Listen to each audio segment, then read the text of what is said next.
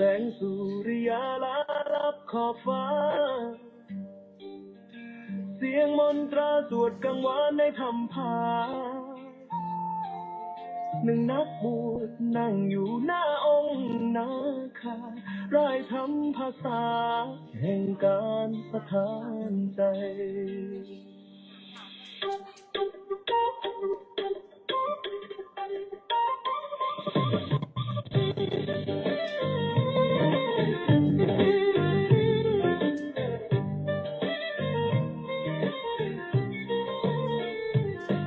สวดมนต์ทำงานเรียนรู้กินหลับนอ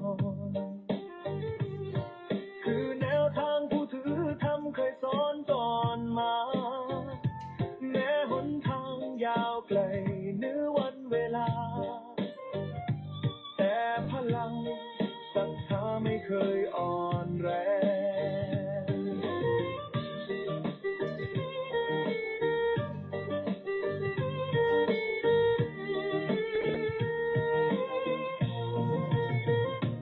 ด้วยรอยเท้าเก่าสืบต่อสมเด็จพุทธชินวังหล่อหลอมตนไว้ทุกลมหายใจจากต้นน้ำอินถึงสายน้ำโค้งที่รินไหลเป็นแสงคำนำส่องใจให้ผู้คน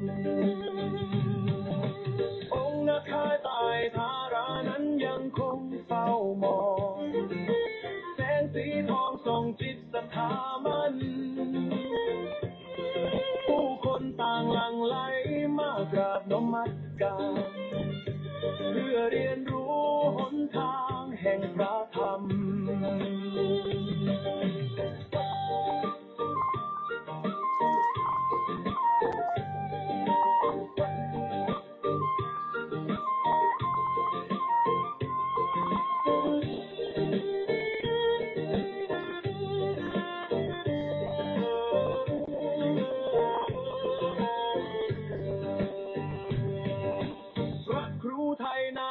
ประกาศก้องอยู่กลางใจนครนาคาราใหญ่ดินแดนศักดิ์สิทธิ์พระครูเพียรสืบสานพุทธศาสนาด้วยชีวิตให้คนรุ่นหลังได้คิดพึ่งพาแสงพระธรรม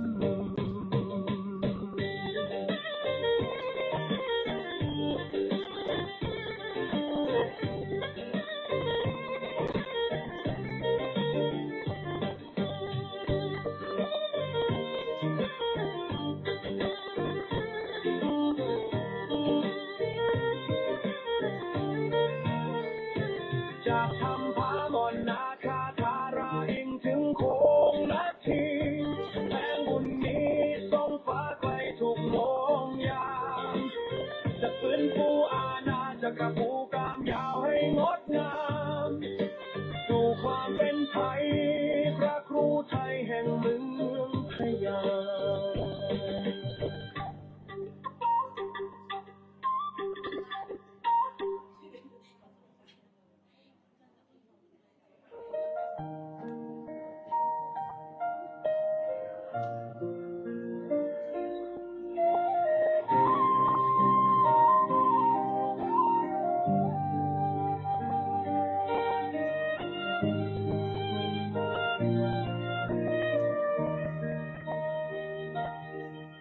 เดือนเมษาลมพัดยามแลงแสงอาทิตย์แดงแต้มฟ้าพาใจฝันเสียงระฆังวัดดังไกลเรียกศรัทธากันให้ผู้คนมารวมกันสร้างบุญใหญ่บุญใหญ่เดือนเมษา69วันเสาร์เสียงกลองเพ่นดังเบาใต้เงาไม้พิธีเทศท่องหล่อพระยิ่งใหญ่ชวนพี่น้องชาวไทยร่วมใจศรัทธาหล่อองค์พระพุทธมหาจักรพรรดิ ตตาแผ่ไพศาลทั่วลาประชาไทยรวมใจราชภักดีศรัทธาสร้างบุญใหญ่ไว้คู่ฟ้าแผ่นดินไทยท่านพระครูไทยนำบุญนำทานจากวัดมนพญานาคราชเรืองสวัยห้วยแก้วภูกามยาวเมืองพะเยาแดนไกลเชิญศรัทธาชาวไทยมาร่วมบุญกันมาร่วมบุญสร้างพระเสริมบุญบารมีหล่อองค์มหาจักรพรรดิส่องแสงธรรมสวรรค์บุญนี้จะคุ้มครองชีวิตทุกวันให้สุขล้นชีวันดังแสงทองบุญนี้ต่ออายุพระศาสนาปัญญาจะพาใจให้ผ่องพองสิ่งร้ายกลับกลายดีดังแสงทองมนุษย์เทวดาปองรักเมตตาองค์พระจะตั้งเด่นบนดอยสูงเหนือมนพญานาคราชงามสง่าให้แสงธรรมส่องใจผู้คนทั่วลาได้กราบไหว้ศรัทธาทุกวันคืนผู้ใดได้ร่วมบุญในชาตินี้บุญบารมีจะพาชีวิตสดชื่นผิวพรรณผ่องใสดังแสงจันทร์ยืนชีวิตจะราบรื่นด้วยบุญนำทางลมเย็นพัดคงทำพลิ้วเนื้อดอกเหมือนเสียงบุญคอยเรียกผู้คนทุกทางให้กลับมาสู่บ้านแห่งธรรมสร้างบุญนำชีวิตสว่างมาร่วมบุญสร้างพระเสริมบุญบารมีหล่อองค์มหาจักรพรรดิสร้างประชาไทยราชภักดีรวมใจศรัทธาเดียวกันไว้ให้บุญใหญ่ปกป้องไทยนิรันดร์บุญนี้ต่ออายุพระศาสนาให้ปัญญานำชีวิตทุกวันสิ่งร้ายกลับดีเป็นสุขนิรันดร์มนุษย์เทวดานั้นเมตตาเราเมตตานิยามแลบนดอยสูงเสียงศรัทธาจะก้องทั่วภูเขาบุญใหญ่จะจารึกเรื่องราวให้แผ่นดินไทยเรางดงาม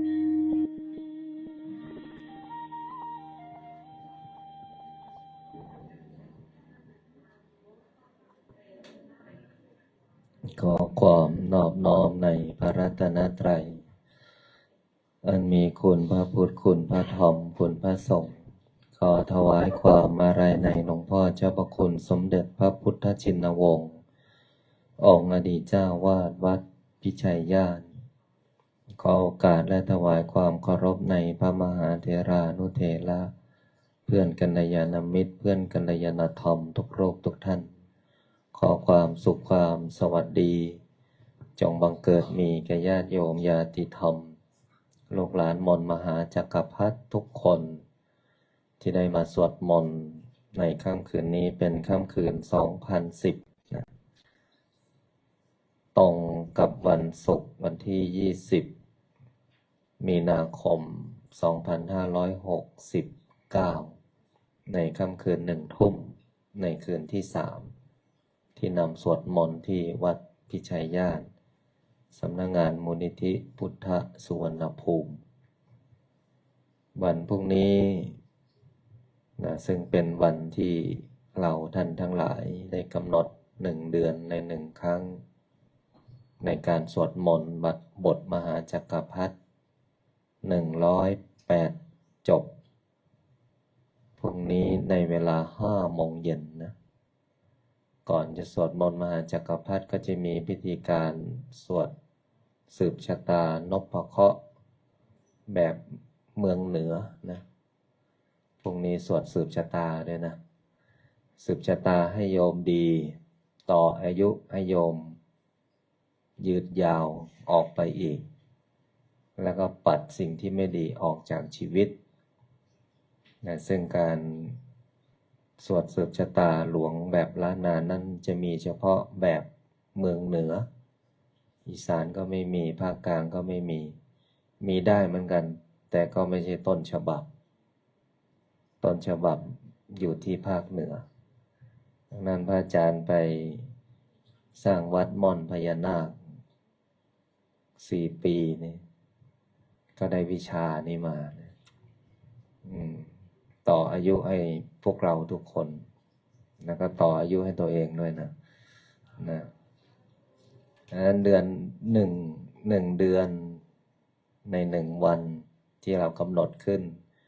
พรุ่งนี้กำหนดเดือนมีนาคมนะก็เริ่มในเวลา 5 โมงเย็นเราก็ทำพิธีด้านนอกก่อนจุดธูปเทียน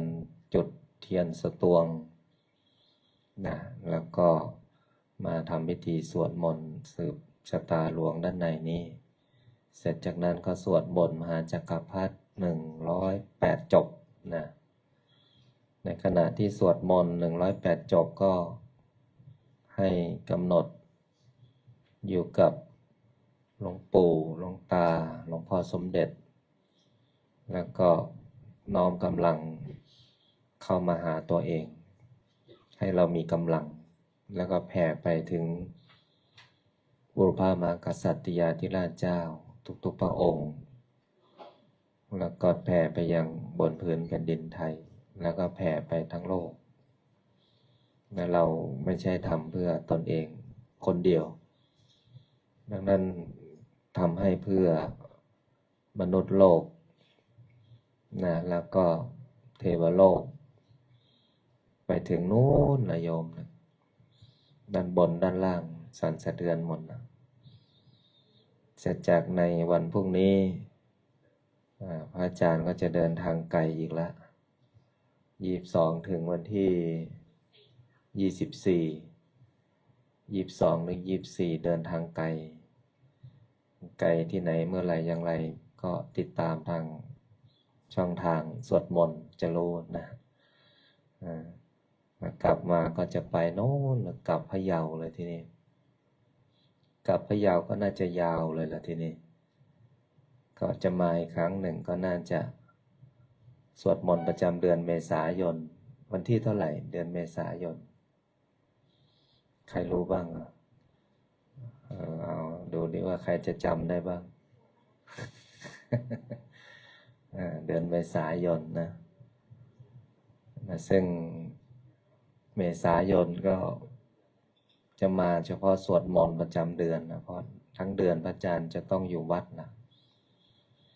ในช่วงเดือนมีนาคมนี้วันนี้ทางวัดป่าพุทธชินวงศ์มีการเปิดปฏิบัติธรรมปริวาสกรรมนะในเวลานี้หลวงปู่พระเทพยานเวทีกำลังให้โอวาทอยู่แต่ว่าไลฟ์สดทางเพจพะเยาทีวีนะเราก็ติดตามได้นะเพจพะเยาทีวีเพราะว่าเพจวัดกับเพจนี้อาจารย์กำลังสวดมนต์อยู่ไล่ชนกันไม่ได้เขาก็คงงงฮะ เขาก็คงงงแล้วนะว่าเปิดปริวาสกรรมเจ้าสำนักอยู่อีกที่หนึ่งเนี่ยตอนนี้ฝากหลวงปู่พระเทพยานเวทีดูแลวัดแทนนะโยมหลวงปู่อายุ92แล้วมั้งเป็นพระอุปชฌาย์พระอาจารย์นะท่านเมตตาไปเปิดให้นะตอนนี้กำลังให้โอวาทธรรมอยู่เปิดตั้งแต่6 โมงเย็นนะแล้วก็พระก็ปฏิบัติธรรมกันถึงวันที่29นนนะโยม100 กว่ารูปนะปฏิบัติธรรมบนเขาเลยนะเขาอีกเขาหนึ่งนะสมัยก่อนเขาเรียกว่าเขาม่อนกระดูกมีกระดูกอยู่บนเขานะโยมอย่ามาถามว่ากระดูกใครนะเกิดไม่ทันก็ไม่รู้เหมือนกันชาวบ้านเขาบอกว่าม่อนนี้เป็นม่อนกระดูกพระอาจารย์ก็เปลี่ยนม่อนกระดูกมาเป็นม่อนพระโพธิสัตว์นะเปลี่ยนชื่อใหม่หมดละที่นั่นแม้กระทั่งม่อนพญานาคแต่ก่อนเขาเรียกม่อนกำพร้าเพราะมีลูกเดียวอยู่กลางทุ่งนาเปลี่ยนม่อนกำพร้ามาเป็นม่อนพญานาคราชนะก็เอาบุญมาฝากให้พวกเราได้อนุโมทนากันนะซึ่งเดือนนี้ก็มีพระสงฆ์100 กว่ารูปปฏิบัติธรรมเดือนเมษายนมีบวชเนรนี่ได้มาแล้วหนึ่งรูปนี่คนนี้ติดเรียนว่างั้นส่งน้องชายไปบวชก่อนบวชสามเณร1 เมษาถึงวันที่ใครไม่สึกก็ให้บวชทั้งเดือนเลย1 เมษาถึง30 เมษานะลูกปีนี้บวชยาวนะ30 วันนะเอาแล้วนะโมคิดหนักละกูกะว่าจะไม่บอกจะให้อยู่ยาวนะก็มีพระบวชด้วยนะแล้วก็ยังมีเนรอีกก็คือบวชเนรเช้าเวลา10 โมงบวชสามเณรแล้วก็บ่ายโมงนั้นบวชพระนะพระนี่ก็หลายรูปนะพระอาจารย์ก็ได้บวชทุกปี3 ปีพระอาจารย์ก็มีบุคลากรนะเนรที่ติดตามมาบางรูปก็ไม่สึกอย่างหลวงพี่เนพี่บิ๊กนี่เนาะก็บวชภาคฤดูร้อนเหมือนกันก็บวชแล้วก็ไม่อยากสึกก็อยากอยู่ต่อก็อยู่ได้นะแต่ก็ให้มีประโยชน์ที่นั่นจะกินนอนสวดมนต์ทำงานเรียนกินอย่างเดียวไม่นอนก็ไม่ได้นอนอย่างเดียวไม่ทำงานก็ไม่ได้ทำงานอย่างเดียวไม่สวดมนต์ก็ไม่ได้สวดมนต์อย่างเดียวไม่เรียนก็ไม่ได้ต้องครบวงจรเลยโยมจะอายุ50-60ส่งเรียนหมดนะใครไม่จบปตรีต้องให้จบแต่ต้องจบปตรีมจรของมหาลัยสงฆ์นะในพรรษาก็ส่งสอบนักธรรมด้วยนะถ้าใครอยากจะไปอยู่ก็กินนอนสวดมนต์ทำงานเรียนในกรณีที่เป็นพระนะแต่ไม่เป็นพระก็ไม่เรียนก็ไม่เป็นไรแต่ให้สวดมนต์ก็มีหลายคนนะที่ออกจากงานแล้วก็ไปอยู่ที่นั่นเลยแล้วก็ไปสวดมนต์เป็นประจำก็มีตอนนี้รับหมดพร้อมที่วัดพร้อมยิ่งตอนนี้น้ำมันแพงนะโยมน้ำมันแพงข้าวแพงอาหารแพงทุกอย่างแพงหมดแต่ไปอยู่วัดโยมไม่ต้องเสียอะไรสักบาทเลยโยมเดี๋ยวเราปลูกผักกินกันแล้วเมื่อกี้บอกแม่ครัวแล้วว่าไข่ก็แพงอีกแล้วเดี๋ยวเลี้ยงไก่ไข่อีกตอนนี้แม่ครัวบอกพระอาจารย์ไข่ขึ้นนะขึ้นทุกอย่างเลยผักก็ยังขึ้นพระอาจารย์ก็เลยบอกว่าเรามีที่ดินเยอะนี่เรามีทุ่งนาเยอะนี่เดี๋ยวเราปลูกข้าว2 ฤดูเลยก็คือเราไม่จำเป็นจะต้องฤดูฝนอย่างเดียวร้อนแล้วก็ปลูกได้หนาวแล้วก็ปลูกได้ก็เพราะเรามีสระใหญ่ไงแล้วที่เหลือเราก็ทำเป็นคะนาทองคำใช่ไหมพี่ใหญ่คะนาทองคำคะนาทองคำก็คือปลูกทุกอย่างกินได้หมดทำเป็นทองคำบนคะนาขยายใหญ่ๆหน่อย ส่วนใหญ่คณะจะเล็กใช่ไหมล่ะ อันนี้พูดให้เห็นภาพนะใครจะไปอยู่นะเกษียณก็ได้ไม่เกษียณก็ได้อย่างนี้เป็นครูไปอยู่เป็นคู่ก็ได้ไม่อยากไปว่าคุณฉันจะไปอยู่วัดไม่อยากพัดผ้ากันเป็นคู่ก็ได้เลย แต่ก็มีที่พอตอนนี้พร้อมนะพอพระอาจารย์รองรับไว้หมดแล้ว เพราะว่าเหตุการณ์มันเกิดขึ้นโดยที่พวกเราบางครั้งไม่รู้แต่ที่พระอาจารย์ทำมันรองรับไว้หมดแล้วน้ำท่วมก็รองรับเพราะว่าเรา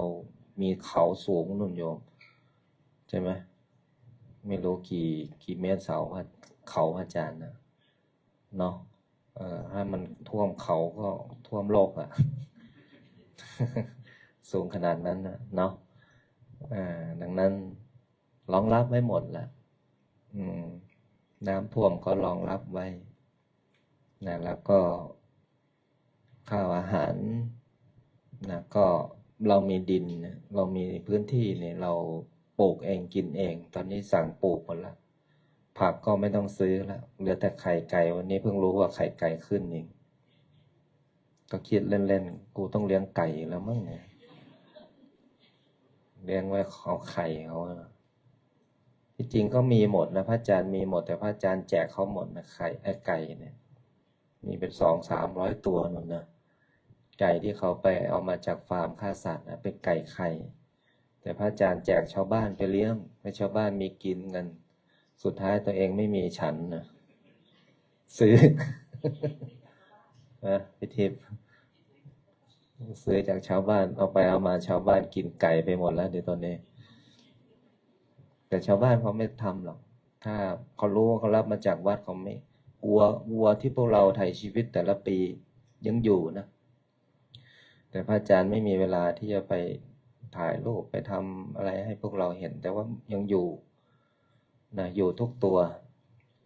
ก็คือถ้าแก่ตามอัตภาพเขาก็ตายก็ฝังไปแต่เราทำสัญญากันว่าวัวเนี่ยถ้าชาวบ้านเอาไปเลี้ยงเนี่ยลูกตัวแรกเขาต้องกลับมาคืนเขามีสัจจะนะคนนะชาวบ้านนะ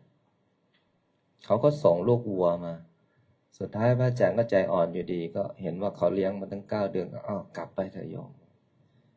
ก็มีแต่คอกวัวแต่ไม่มีวัวสักตัวตอนนี้ที่วัดนะแต่ก็มีกระบือนะกระบือพระอาจารย์เนี่ยกระบือเผือกมีทั้ง3 ตัวกระบือก็คือควายนั่นแหละโยมมีตั้ง6 ตัวนั่นนะเลี้ยงเขาไว้ดังนั้นมีครบวงจรอาจารย์ปลูกไว้หมดแล้วแต่กล้วยมันไม่ยอมขึ้นมันขึ้นเหมือนกันแต่ว่ามันไม่ออกลูกเหมือนกันบัวควายกินหมดเลยใช่ไหมหลวงพี่ไม่เหลือเลยพระเนรกำลังจ้องอยู่โอ้ยออกลูกแล้วตั้งแต่ปลูกมา2 ปีเพิ่งได้กิน2 ลูกเองมั้งเนาะกล้วยอะไรกล้วยมหาจักรพรรดินะโยมเคยกินไหมใหญ่กว่าขวดนี่อีกกล้วยพระอาจารย์ลูกหนึ่งเนี่ยกล้วยมหาจักรพรรดิแต่ว่าตอนนั้นโชคดีเพราะว่าพระท่านรีบตัดก่อนไม่งั้นควายมากินท่านเราตัดปั๊บท่านก็เอาไปเขาเรียกว่าไปบ่มให้มันสุกประมาณเกือบอาทิตย์หนึ่งนั้นโยมมีครบวงจรนะตอนนี้พระอาจารย์ก็มีบุคลากรภายในวัดเฉพาะเจ้าหน้าที่ที่พระอาจารย์ดูแลก็30 กว่าคนพนักงานก็เกือบ100 คนแม่ชีก็รับแต่ศึกนั่นแหละแม่ชีที่ปลงผมนะใครจะปลงผมก็รับนะตอนนี้เนี่ย5 วัน10 วัน5 วันน้อยไปอย่างน้อย15 วัน1 เดือนหรือจะบวชทั้งชีวิตก็ไม่มีปัญหาตายที่นั่นเผาที่นั่นเลยตอนนี้ที่พร้อม อันนี้เล่าให้ฟังเราต้องเตรียมตัวหลวงตามาบอกว่าเตรียมตัวก่อนตายเข้าใจปะ พวกเราอย่ามาแบบโอ้กูอยู่ไปวันๆเนี่ยเขาเกิดอะไรขึ้นบ้างเราไม่รู้มันเกิดขึ้นหมดแล้วเราต้องไปเตรียมตัวที่ม่อนพญานาคเขาเล่าให้ฟังเกิดโยมอยู่กูจะไปยังไงดีเงี้ยเมื่อมันเกิดขึ้น ตอนนี้มีที่ไปนะพระอาจารย์ก็รับหมดนะทั้งห้องพักห้องกินห้องนอนแต่ต้องกินนอนสวดมนต์ทำงานนะที่นั่นตอนนี้ฐานหลวงปู่ดูพระอาจารย์ก็เปิดสวดมนต์6 เวลาตั้งแต่6 โมงเช้าถึง6 โมงเย็นแต่1 ทุ่มพระอาจารย์ไลฟ์สดเจอกันเนี้ยส่วนใหญ่พระอาจารย์ไม่ค่อยพูดแต่ช่วงหลังๆเนี่ยจะพูดเยอะเพราะว่าสวดมาเกือบ5 ปีแล้วเนี่ยเจอกันเฉพาะสวดปั๊บสวดเลยตอนนี้ก็จะไปต่อไปแล้วก็ถามตอบกันนะถึงเวลาแต่ยังไม่ให้ถามตอนนี้ถามที่วัดม่อนตอนปฏิบัติธรรมนั่น เพราะนั้นพวกเราก็อยู่ด้วยกันแบบนี้วิธีการช่องทางการดำเนินชีวิตพระอาจารย์ก็อยากให้พวกเราไม่ประมาทกับการใช้ชีวิตในแต่ละวันสิ่งที่พระอาจารย์ทำไม่ใช่เพื่อตนเองมันมีประโยชน์ทั้งมนุษย์สรรพสัตว์ทวยเทพเทวาสิ่งศักดิ์สิทธิ์แล้วก็เป็นประโยชน์กับมวลมหาประชาชนด้วยก็อยากให้พวกเราได้รับทราบเพราะพวกเรารวมด้วยช่วยกันมาตั้งแต่แรกเนาะแล้วก็การสวดมนต์บนมหาจักรพรรดิเนี่ยก็เป็นสิ่งที่ดีต่อชีวิตพรุ่งนี้พวกเราจะมาสวดกัน108 จบในช่วงเวลา5 โมงเย็นนะก็แจ้งไปละเอาตั้งใจสวดมนต์พร้อมกันหายใจเข้าลึกๆ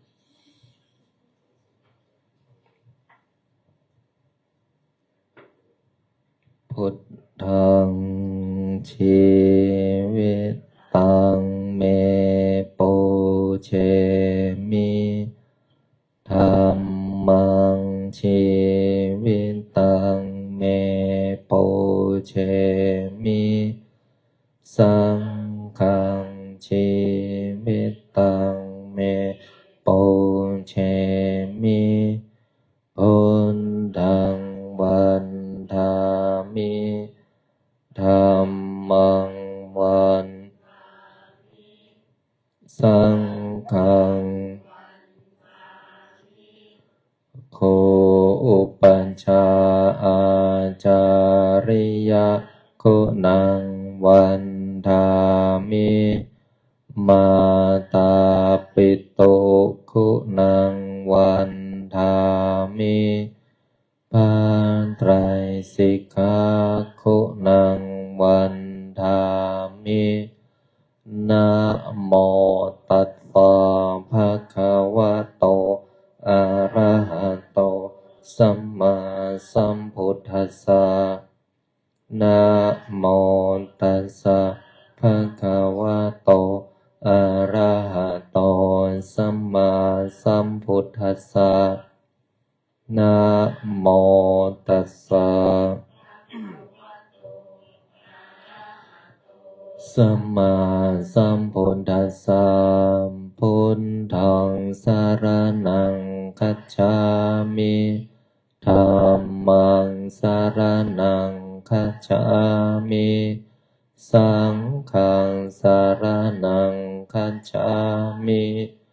ทุติยมปิพุทธังสรณังคัจฉามิทุติยมปิมังสรณังคัจฉามิทุติยมปิสรณังคัจฉามิตติยมปิพุทธังสรณังคัจฉามิตติยมปิธัมมังสรณังคัจฉามิตติยมปิสรณังคัจฉามิติปาตาเวรมณีสิกขาปะทังสมาธิยามิ อาทินนาทานาเวรมณีสิกขาปัทังกาเมสุมิจฉาจาราเวรมณีสิกขาปัทังสมาธิยามิโมสาวาทาเวรมณีสิกขาปัทังสมาธิยามิสุราเมรยามัจจาปมาทฐานาเวรมณีสิกขาปัทังสมาธิยามิอิมานิปัญจนิสมาธิยามิอิมานิปัญจสิกขาปัฏฐานิสมาธิยามิอิมานิปัญจปัฏฐานิสมาธิยามิสีเลนะสุขติงยันติสีเลนะโภคสัมปัฏฐาสีเลนะนิพพุติงยันติปัสสมาทะเยนะโมตัสสะภะคะวะโตสัมพุทธัสสะนะโมตัสสะภะคะวะโตอะระหะโตสัมมาสัมพุทธัสสะนะโมตัสสะภะคะวะโตสัมมาสัมพุทธัสสะพุทธังราธนานังกะโรมิธัมมังอาราธนานังกะโรมิสังฆังอาราธนานังกะโรมินะโมโพธิสัตว์โตอาคันติมายะอิติภะคะวานะโมโพธิสัตว์โตอาคันติมายะอิติภะคะวานะโมโพธิสัตว์โตยะอิติภะคะวานะโมโพธิสัตว์โตพรหมปัญโยนะโมโพธิสัตว์โตพรหมปัญโยนะโมโพธิสัตว์โตพรหมปัญโยโยโทโสโมหจิตเตนาพุทธัสสมิงปามปะกะโตมายาคัมมัตเมกันตังโทมินาสันโตโยโทโสโมหจิตเตนาธัมมัสสมิงปามปะกะโตมายาคัมมัตเมกะตังโทสัพพะปะปังวินาสันโตโยโทโสโมหจิตเตนาสังกัสสมิงปาปะกะโตมายาคัมมัตเมกะตังสัพพะปะปังวินาสันโตนะโมตัสสะภะคะวะโตสัมพุทธัสสะนะโมตัสสะภะคะวะโตอะระหะโตสัมมาสัมพุทธัสสะนะโมตัสสะภะคะวะโตอะระหะโตสัมมาสัมพุทธัสสะนะโมพุทธายะพระพุทธไตรรัตนญาณ มานีโนภาลันสิสหัสสะสุธรรมาพุทโธธรรมโมสังโฆยะถาพุทโมนะพุทธบูชาธรรมบูชาสังฆบูชาอาคิทานังวารังคันทังสิวาริจมหาเถลังอาหังวันทามิทุระโตอาหังวันทามิธาตุโยอาหังวันทามิสัพพะโตพุทธาธัมมาสังฆาปุญเชมินะโมพุทธายะพระพุทธไตรรัตนญาณมานีโนภารัตสิสหัสสะสุธรรมาพุทโธธรรมโมสังโฆยะถาพุทโมนะพุทธบูชาธรรมบูชาสังฆบูชาอาคิทานังวารังคันทังสิวาริจมหาเถลังอาหังวันทามิทุระโตอาหังวันทามิธาตุโยอาหังวันทามิสัพพะโตพุทธาธัมมาสังฆาปุญเชมินะโมพุทธายะพระพุทธไตรรัตนญาณมานีโนภาลันสิสหัสสะสุธรรมาพุทโธธรรมโมสังโฆยะถาพุทโมนะพุทธบูชาธรรมบูชาสังฆ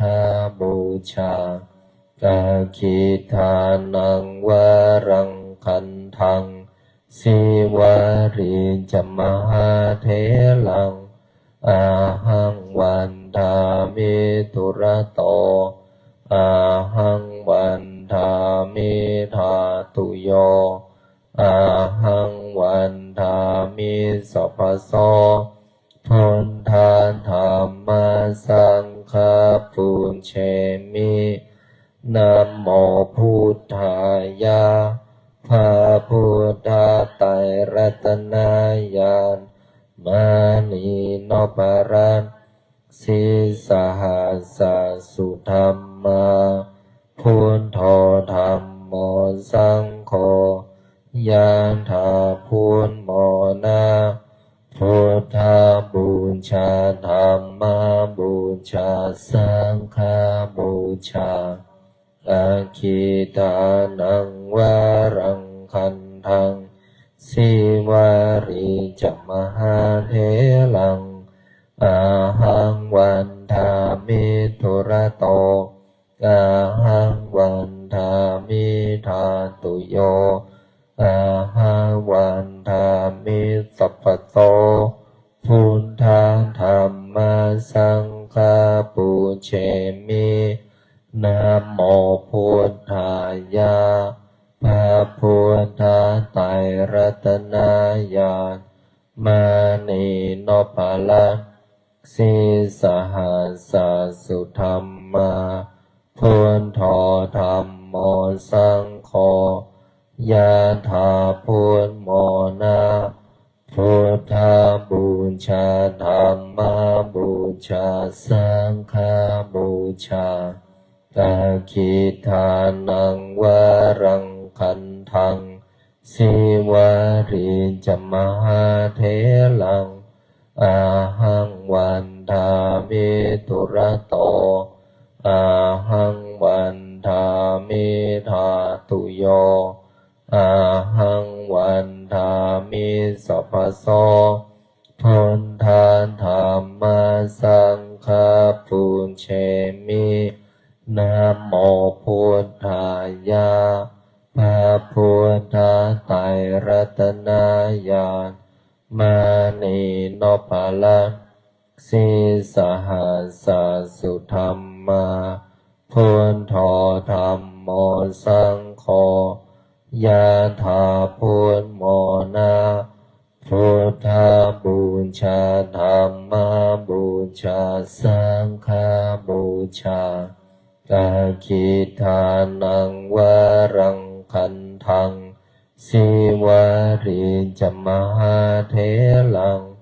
อาหังวันทามิทุระโต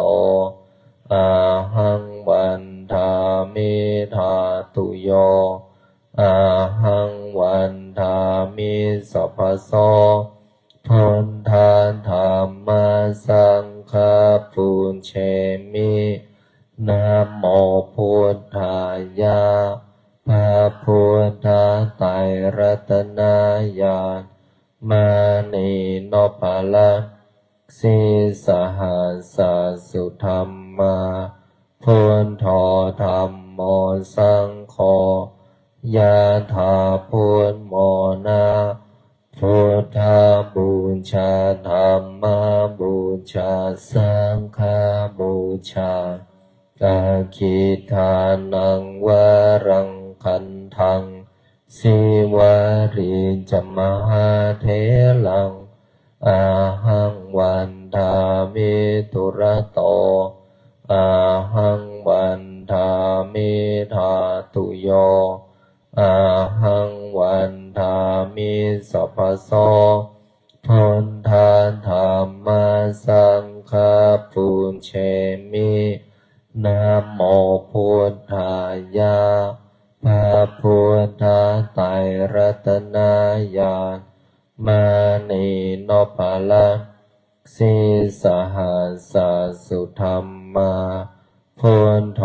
ธัมโมสังโฆยะถาพุทโมนะพุทธบูชาธัมมบูชาสังฆ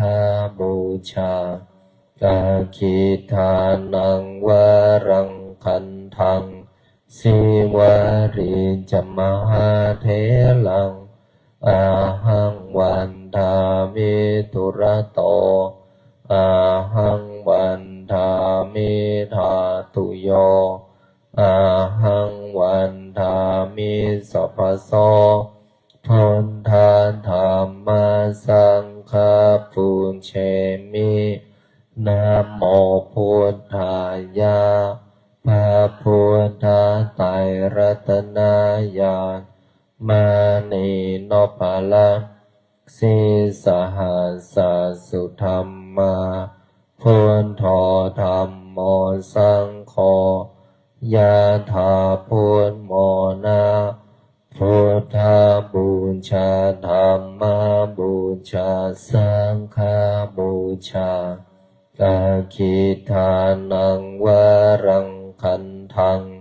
สิวาริจมหาเถลังอาหังวันทามิทุระโตอาหังวันทามิธาตุโยอาหังวันทามิสัพพโสพุทธาธัมมาสังฆาปุญเชมินะโมพุทธายะพระพุทธไตรรัตนญาณมานีโนภาลังสีสหัสสะสุธัมมาพุทโธธัมโมสังโฆยะถาพุทโมนะพุทธบูชาธัมมบูชาสังฆบูชากาคิทานังวรังคันทังสิวาริจมหาเถลังอาหังวันทามิทุระโตอาหังวันทามิธาตุโยอาหังวันทามิสัพพโสพุทธาธัมมาสังฆาปุญเชมินะโมพุทธายะพระพุทธไตรรัตนญาณมานีโนภาลังสีสหัสสะสุธั ธัมมาพุทโธธัมโมสังโฆยะถาพุทโมนะพุทธบูชาธัมมาบูชาสังฆบูชากาคิทานังวรังคันทังสิวาริจมหาเถลังอาหังวันทามิทุระโตอาหังวันทามิธาตุโยอาหังวันทามิสัพพโส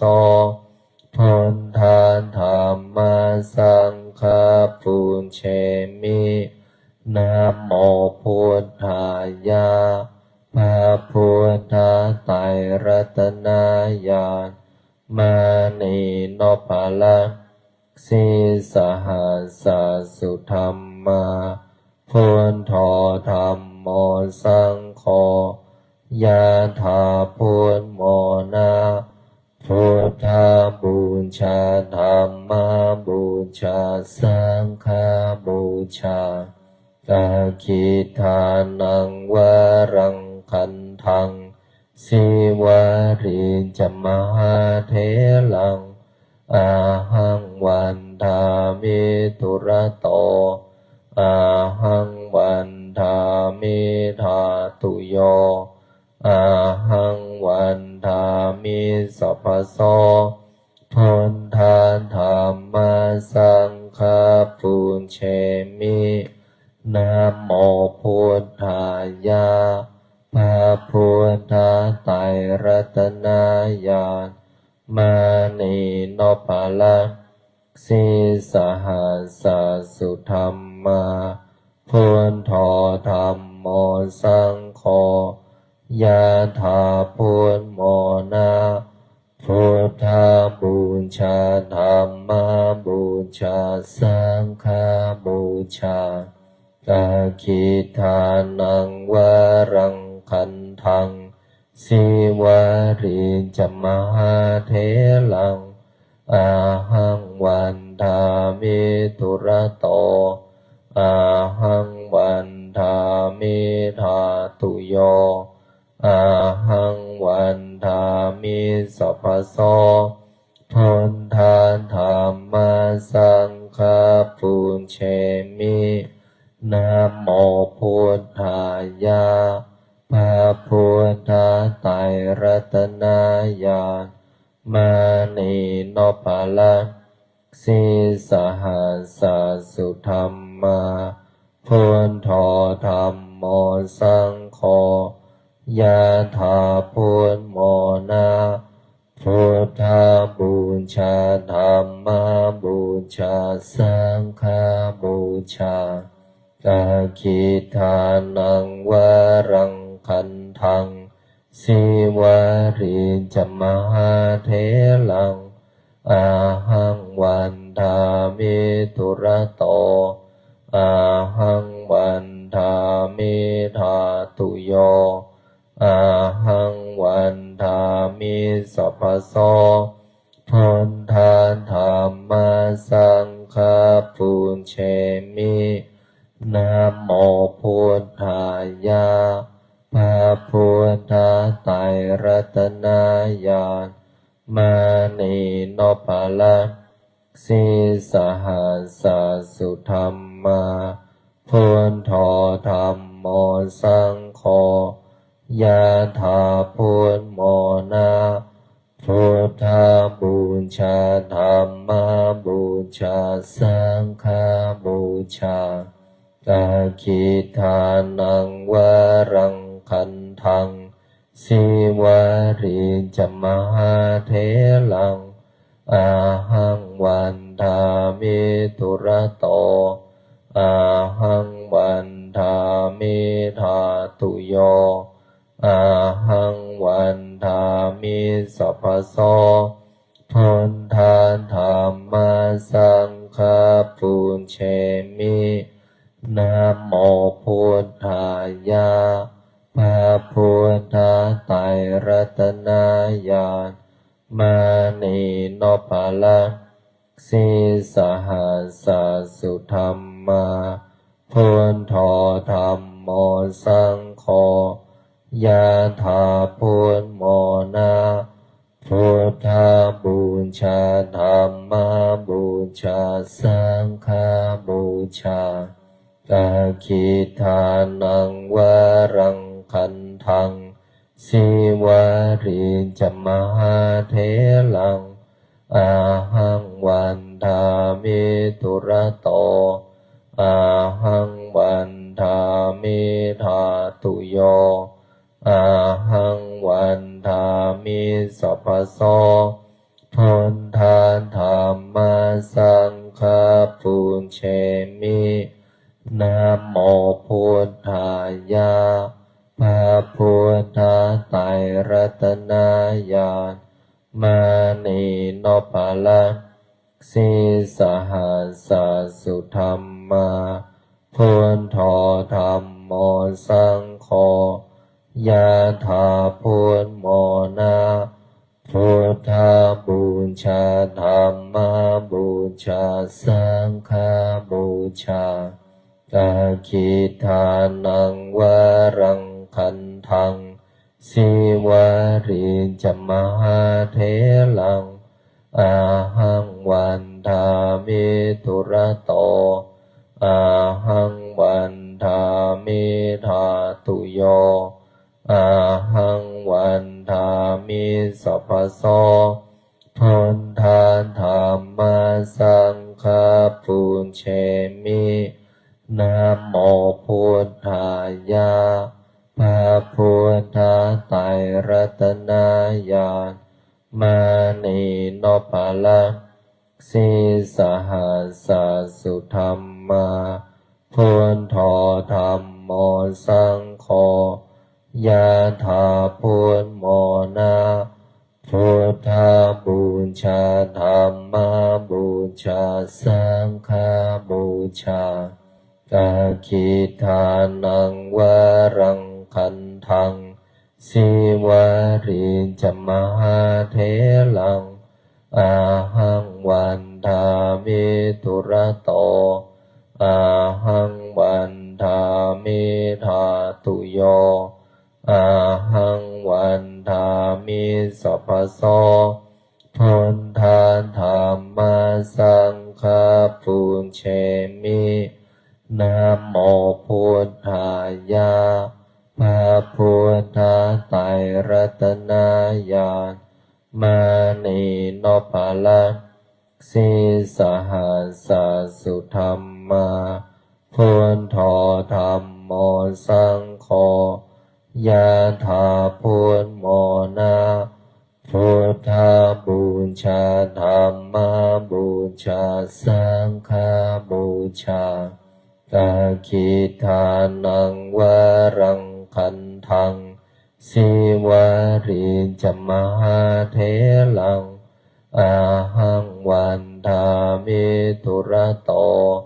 อาหังวันทามิธาตุโยอาหังวันทามิสัพพโสพุทธาธัมมาสังฆาปุญเชมินะโมพุทธายะพระพุทธไตรรัตนญาณมานีโนปาละสีสหัสสุธรรมาพุทโธธัมโมสังโฆยะถาพุทโมนะพุทธบูชาธัมมบูชาสังฆบูชากาคิทานังวรังคันทังสิวาริจมหาเถลังอาหังวันทามิตุระโตอาหังวันทามิธาตุโยอาหังวันทามิสัพพโสพุทธาธัมมาสังฆาปุญเชมินะโมพุทธายะพระพุทธไตรรัตนญาณมานี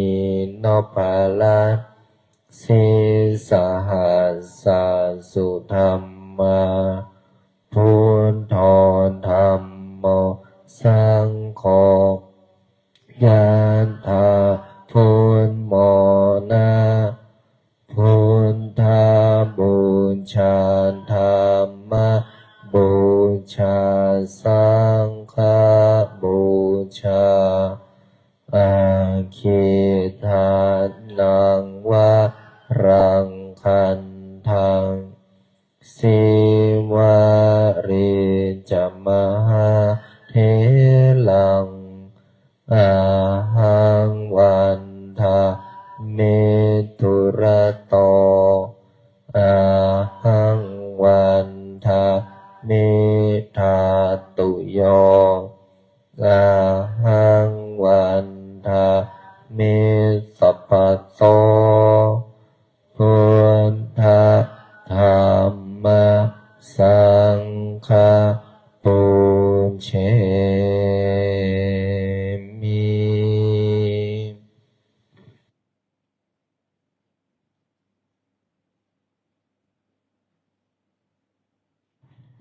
ขอสู่การทำสมาธินะให้พวกเราท่านทั้งหลายได้ปรับเปลี่ยนอิริยาบถท่านั่ง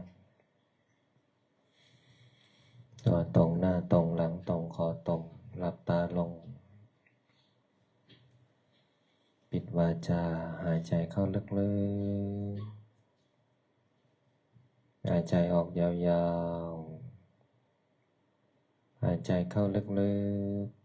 ๆหายใจออกยาวๆกำหนดที่ลมหายใจเข้าพุทลมหายใจออกโทหายใจเข้าพุทหายใจออกโทวางจิตให้สบายไม่เข่งไม่เครียดไม่วิตกกังวลไม่กระวนกระวายอะไรที่ปรากฏเกิดขึ้นในปัจจุบันก็คือลมหายใจเข้าพุทลมหายใจออกโทอยู่กับลมหายใจไม่ส่งจิตไปในที่หนึ่งที่ใดจิตมั่นคงจิตไม่วอกแวกจิตไม่สับสายการที่เราสวดมนต์ก็เป็นสมาธิจิตจดจ่อกับการสวดมนต์เสียงที่ได้ยินบันทึกเสียงสวดมนต์ไว้ในจิตในขณะที่เราหลับตาลงเราก็กำหนดที่ลมหายใจเข้าพุทหายใจออกโทพุทโธพุทโธพุทโธพุทโธพุทโธพุทโธพุทโธพุทโธพุทโธพุทโธจนจิตสงบนิ่งเมื่อจิตสงบนิ่งจิตก็เป็นสมาธิเมื่อจิตเป็นสมาธิก็จิตก็เป็นอารมณ์เดียวจิตไม่ขุ่นมัวจิตไม่หดหู่จิตไม่เบื่อหน่ายจิตไม่เศร้าหมองจิตก็มีพละกำลังเมื่อจิตมีพละกำลังอะไรที่ทำให้เราเหนื่อยอะไรทำให้เราล้าอะไรทำให้เราทุกข์สมาธินี้ก็จะกำจัดออกไปในจิตใจของเราเราก็สร้างพละกำลังให้เกิดขึ้นทั้งกำลังกายและกำลังใจเกิดจากกำลังบุญที่เราท่านทั้งหลายสวดมนต์ที่ทำสมาธิจิตก็ผ่องใสเบิกบานจิตก็ชำระล้างอารมณ์ขุ่นมัวที่เศร้าหมองที่ทำให้ใจของเรามันทุกข์เมื่อใจของเรามีพละกำลังดีความสุขก็ปรากฏเกิดขึ้นอยู่ในใจของพวกเราเพราะนั้นใจสำคัญต้องดูแลใจต้องรักษาใจต้องเข้าใจในสิ่งที่เราทำถ้าเราเข้าใจในสิ่งที่เราทำก็คือการสวดมนต์ทำสมาธิแผ่เมตตา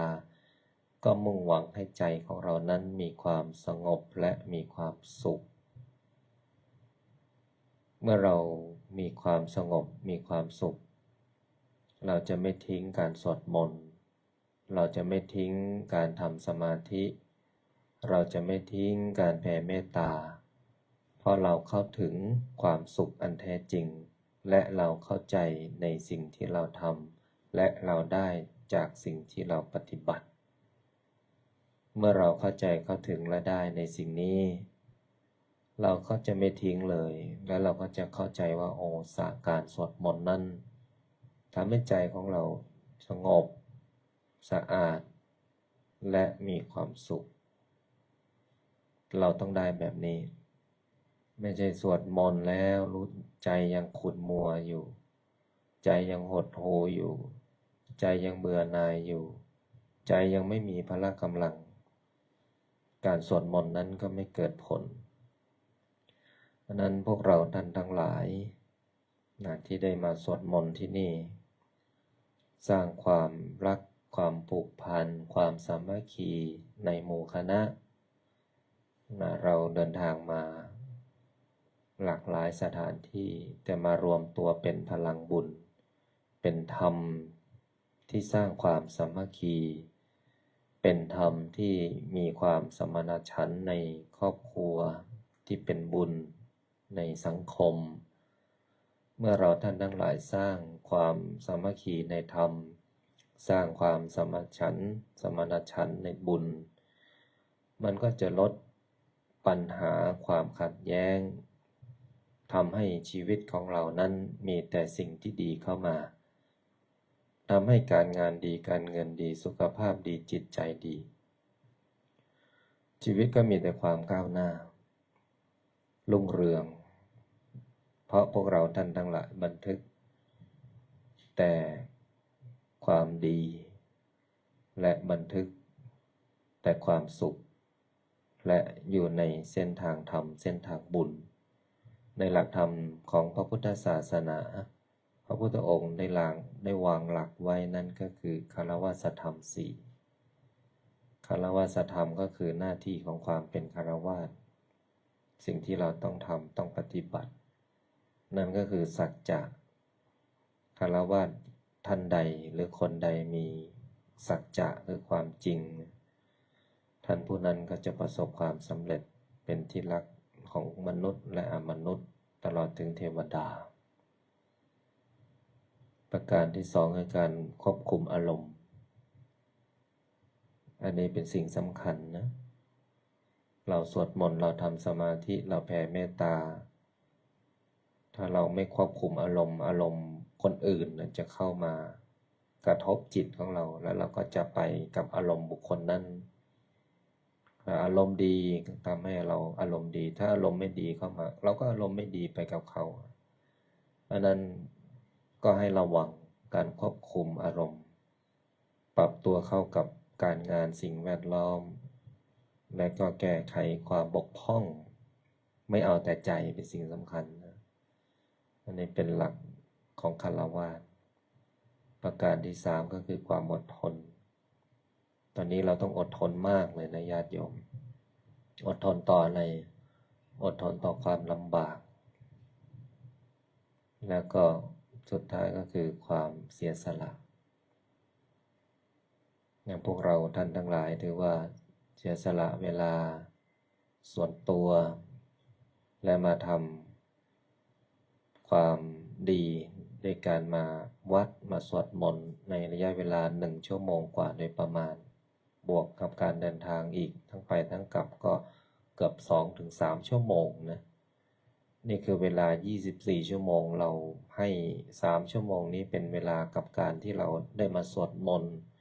ได้มาทำสมาธิได้มาแผ่เมตตาก็ถือว่าเป็นสิ่งที่ดีและเป็นหน้าที่ของฆราวาสดังที่ได้กล่าวไว้ซึ่งเป็นหลักธรรมของพระพุทธเจ้าทั้ง4ข้อบุคคลใดทำได้บุคคลใดมีบุคคลนั้นมีแต่ความเจริญก็ขอฝากไว้ให้พวกเรามีแต่ความดีความเจริญความรุ่งเรืองและความสุขกับการสวดมนต์ในค่ำคืนของวันนี้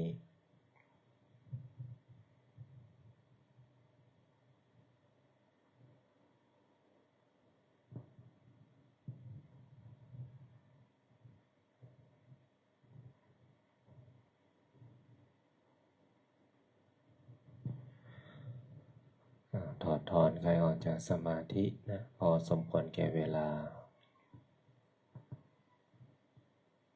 ตั้งใจแผ่เมตตากรวดน้ำบทพลิกชีวิตตั้งนะโมพร้อมกัน3 จบ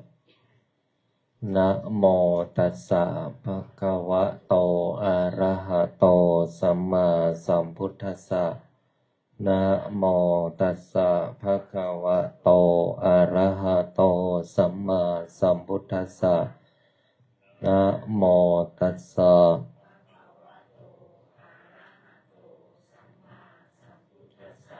พุทธังสรณังคัจฉามิพระพุทธเจ้าเป็นที่พึ่งเป็นสรณะของข้าพเจ้าธัมมังสรณังคัจฉามิพระธรรมเป็นที่พึ่งเป็นสรณะของข้าพเจ้าสังฆังสรณังคัจฉามิพระสงฆ์เป็นที่พึ่งเป็นสรณะของข้าพเจ้าสิทธัตโธอะสโมโลเกพระพุทธเจ้าอันมีพระนามว่าสิทธัตถะพระพุทธเจ้าไม่มีผู้อื่นผู้ใดเสมอเปี่ยมในโลกนะโมโพธิสัตโตอาคันติมายะอิติภควาสิริวิชโยนะโมพุทธายะนะติตังพยามะนาคายะอภินังนาคาสาธุโนพันเตยะมะยะมะอิติปิโสภควายมราชาโนท้าวเวสสุวรรณโนมะระนังสุขังอะหังสุขโตนะโมพุทธายะท้าวเวสสุวรรณโนจาตุมหาราชิกายัคขพันตาพัทภูริโตเวสสาภูสาพุทธังอรหังพุทโธท้าวเวสสุวรรณโนนะโมพุทธายะอิโกอิตันตักสินราชาโนมะอาโอนะโมพุทธายะนะมะพัทธะจาภากาสาอิสวาสุนะชาลิติอิมินากตะปุญเยนะด้วยอำนาจบุญกุศลที่เกิดจากการให้ทานรักษาศีลปฏิบัติธรรมสวดมนต์บทมหาจักรพรรดิทำสมาธิแผ่เมตตากรวดน้ำบทพลิกชีวิตในค่ำคืนนี้ขอน้อมถวายเป็นพุทธบูชาธรรมบูชาสังฆบูชาและขอน้อมถวายแด่ครูบาอาจารย์อันมีหลวงปู่ทวดสมเด็จพระพุทธาจารย์โตพรหมรังสีครูบาเจ้าศรีวิชัยนักบุญแห่งร้านนาหลวงปู่ดูเจ้าของหม่นมหาจักรพรรดิหลวงพ่อเกษมหลวงพ่อคูณหลวงพ่อเจ้าพระคุณสมเด็จพระพุทธชินวงศ์สมศักดิ์อุปาสมามหาเถระองค์อดีตเจ้าวาดวัดพิชัยญาณทุกรูปและหลวงตามาเป็นที่สุดและขออุทิศน้อมถวายเป็นพระราชกุศลแด่ดวงทิพวิญญาณของอดีตบุรพมหากษัตริย์ไทยทุกพระองค์ทุกสมัยและขอน้อมถวายเป็นพระราชกุศลแด่พระบาทสมเด็จพระวชิรเกล้าเจ้าอยู่หัวพระบรมวงศานุวงศ์ทุกพระองค์และขออุทิศน้อมถวายเป็นพระราชกุศลแด่ดวงทิพวิญญาณของสมเด็จพระนางเจ้าสิริกิติ์พระบรมราชินีนาถพระบรมราชชนนีพันปีหลวงและขออุทิศแด่ดวงวิญญาณของสมเด็จเจ้าพระยาบรมมหาพิชัยญาณทัดบุญนาคผู้สร้างวัดพิชัยญาณขอส่วนผลบุญนี้จงสำเร็จแก่บิดามารดา อันมีชื่อว่า ขอให้บิดามารดาของข้าพเจ้าจงมีแต่ความสุข ขอส่วนผลบุญนี้ จงสำเร็จแก่ครูอุปัชฌาย์อาจารย์ญาติพี่น้องทั้งหลาย เจ้ากรรมนายเวรทั้งหลาย เจ้าที่เจ้าทาง เจ้าที่ที่บ้าน เจ้าที่ที่ทำงาน เจ้าที่ที่วัดพิชัยญาติ เจ้าที่ที่วัดป่าพุทธชินวงศาราม เทวดาประจำกายของข้าพเจ้า เทวดา16 ชั้นฟ้า 15 ชั้นดิน 14 ใต้บาดาล เปรตทั้งหลาย สรรพสัตว์ทั้งหลาย มากมายไม่มีประมาณ ทั้ง31 ภูมิ พระแม่ธรณี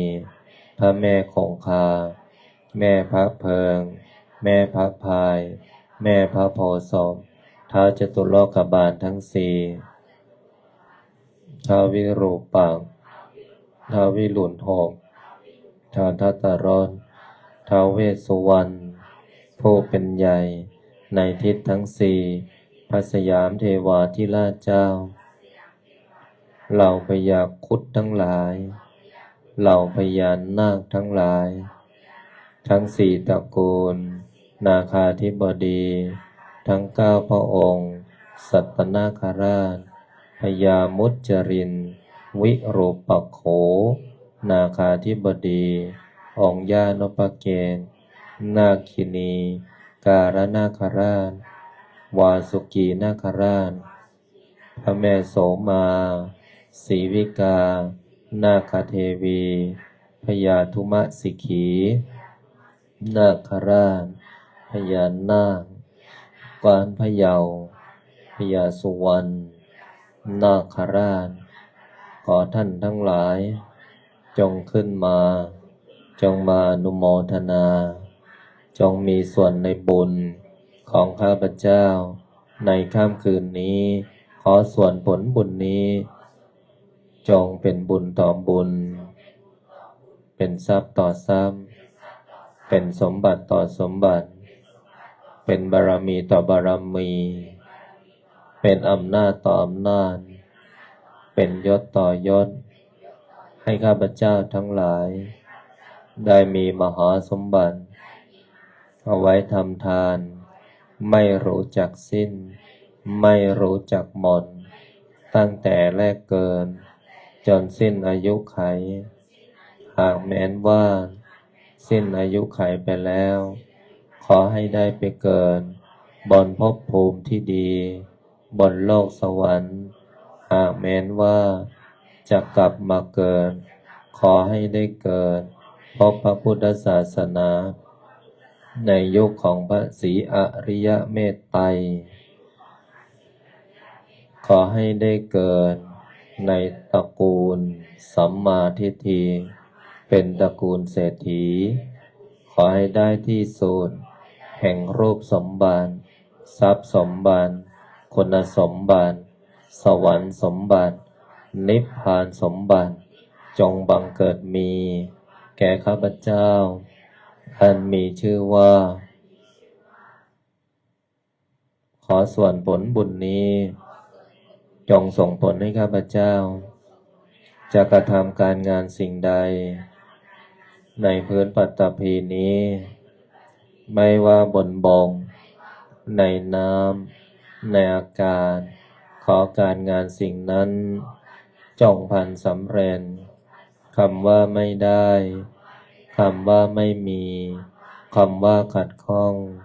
อุปสรรคใดๆปัญหาใดๆต่อการดำเนินชีวิตการงานการเงินบริวารสุขภาพโรคร้ายโรคเวรโรคกรรมที่รักษาไม่หายจงบรายหายสูญจากตัวของข้าพเจ้าขอให้คำอธิษฐานจิตกวดน้ำบทพลิกชีวิตในค่ำคืนนี้จงมีฤทธิ์ มีเดชมีอานุภาพทันตาเห็นติดตัวตามข้าพเจ้าไปทุกภพทุกชาติตราบกระทั่งเข้าสู่พระนิพพานนิพพานะปัจจโยโหตุ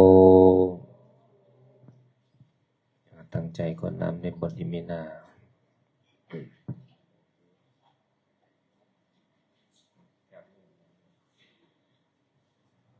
อิมินาบุญญากรรมเมนาอุปัชฌายาคุณุตตลาอาจาริโยปการาจามาตาปิตาจายาตากาสุริโยจันทิมาราชานาราปิจาภัมมามาราจาอินทาจาโลกัปปาลาจาเทวตายะโมมิตามโนสาจามัจจตามจะสัมเปสันตาโสกิหนโตบุญญาณิปะกะตานิเมสุขังจะติวิทังเทนโตปะเปทะโวมะตังอิมินาบุญญกรรมเมนะอิมินาอุทิเสนะจาสุลาเพเจวะตันหุปาทานะเจทะนังเยสันตาเนหินาธัมมานะโตมะมานะสันโตสัพพะทาเยวะยัตถะชะโตอุชุจิตังสติปัญญาสันเลโควิริยัมหินามา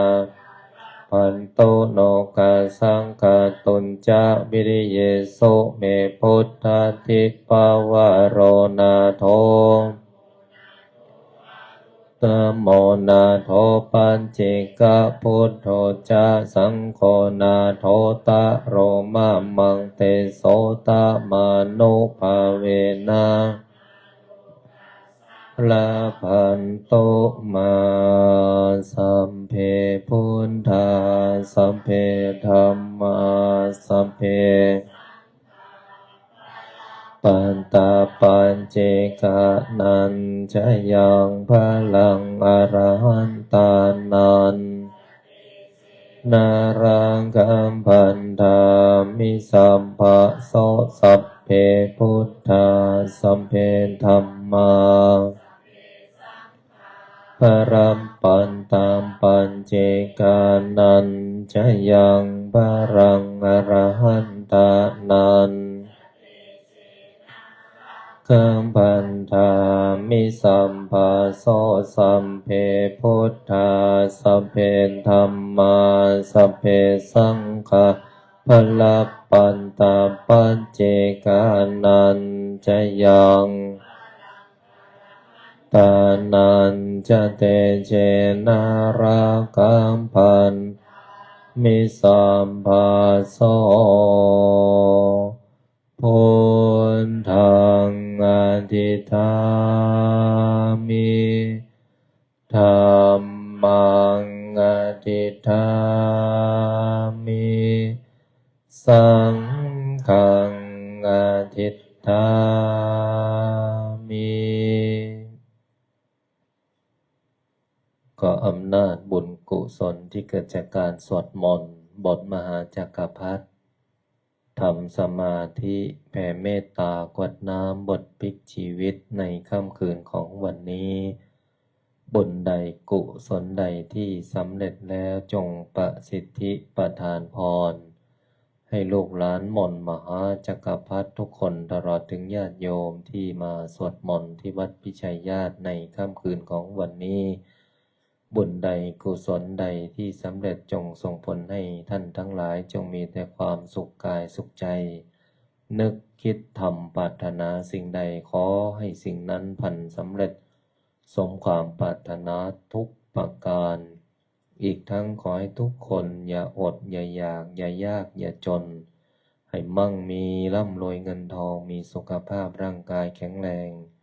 มีอายุขัยที่ยืนยาวถึง100 ปีทุกท่านทุกคนเทอญ พรุ่งนี้พบกันใหม่นะพรุ่งนี้สวด5 โมงเย็นนะไม่ใช่1 ทุ่มนะถ้ามา1 ทุ่มก็คงบ้านใครบ้านมันนะพรุ่งนี้5 โมงเย็นเสร็จจากวันพรุ่งนี้ก็เจอกันอีกทีโน้นเลย